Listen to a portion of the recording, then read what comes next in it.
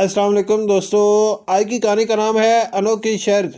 ایران کا بادشاہ بہت دنوں سے پریشان تھا۔ یوں تو ہر طرف خوشحالی کا دور تھا، مگر بادشاہ کی پریشانی کی وجہ اس کی اکلوتی بیٹی شہزادی ثنا تھی۔ ہر باپ کی طرح بادشاہ بھی اپنی بیٹی کی شادی کر کے اپنے فرض سے دوش ہونا چاہتا تھا، لیکن شہزادی ثنا نے بھی عجیب اعلان کر رکھا تھا کہ جو شخص اس سوالوں کے درست جواب دے گا وہ اس سے شادی کرے گا۔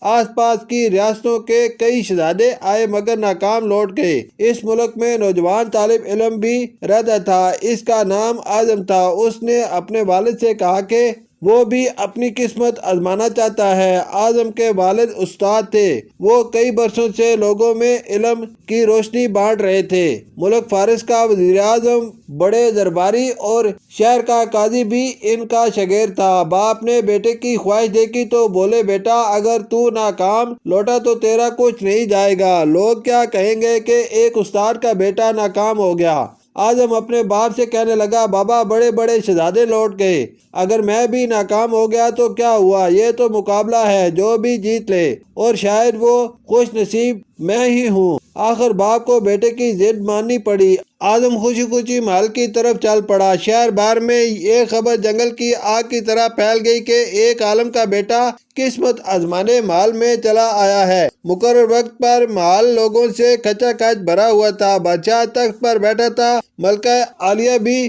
محل میں موجود تھی۔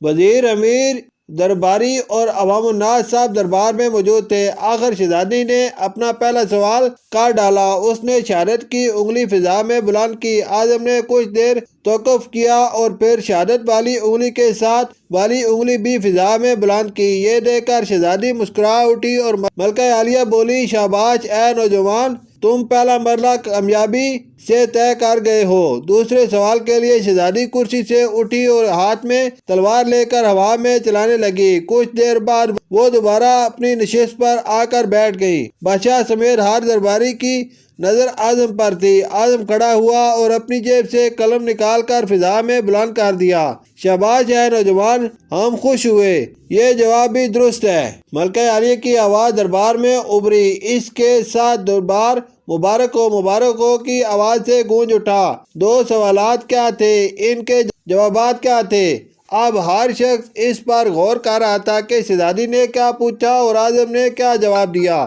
لوگوں کے لیے یہ ایک راز تھا۔ آخر شہزادی نے تیسرا سوال کر ڈالا۔ وہ تیزی سے سیڑھیاں اتری اور تیزی سے سیڑھیاں چڑھ کر دوبارہ اپنی نشست پر بیٹھ گئی۔ یہ بڑا عجیب و غریب سوال تھا۔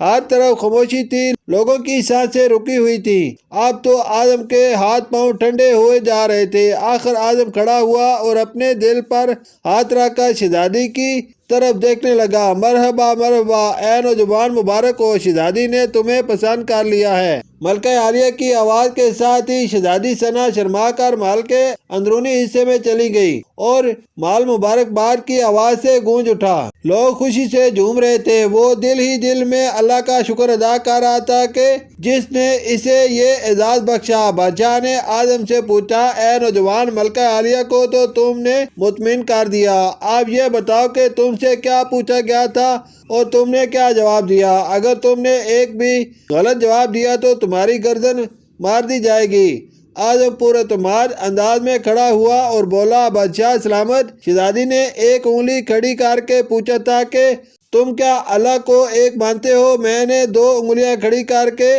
جواب دیا کہ اللہ اور اس کے رسول صلی اللہ علیہ وسلم پر میرا ایمان اٹل ہے۔ بہت خوب، ہم خوش ہوئے، بادشاہ نے مسکرا کر کہا۔ اعظم بولا۔ اس کے بعد شہزادی نے تلوار چلا کر پوچھا تھا کہ اس سے بڑا کوئی ہتھیار ہے؟ میں نے جواب دیا، ہاں، قلم کا وار تلوار کے وار سے زیادہ کارگر ہوتا ہے۔ ماشاءاللہ نوجوان، تم نے ہمارا دل جیت لیا۔ تم نے ثابت کر دیا کہ جاؤ جلال، دولو حشمت کی علم کے سامنے کوئی حیثیت نہیں۔ لیکن تیسرا جواب؟ بادشاہ نے حوصلہ افزائی کرتے ہوئے پوچھا۔ اعظم نے آسمان کی طرف دیکھا اور کہنے لگا، بادشاہ، شہزادی دربار کی سیڑھیاں اتری اور چڑھی، کرسی پر تھک کر بیٹھ گئیں۔ انہوں نے پوچھا تھا کہ میں تھک چکی ہوں، لیکن میرے جسم کی ایک چیز نہیں تھکی۔ میں نے جواب دیا، دل، یہ پیدائش سے لے کر موت تک بغیر تھکے دھڑکتا رہتا ہے۔ بادشاہ نے اعظم کو پاس بلا کر گلے سے لگا لیا اور کہا، اے لوگو، گواہ رہنا، میں نے حقدار کا حق ادا کر دیا ہے۔ میری بیٹی ایسے شخص کی بیوی بن رہی ہے جس کے پاس علم کی دولت ہے، جسے کوئی نہیں چرا سکتا ہے اور نہ کم کر سکتا ہے۔ بادشاہ نے اسی وقت خوشی خوشی اعظم اور شہزادی ثنا کی شادی طے کر دی۔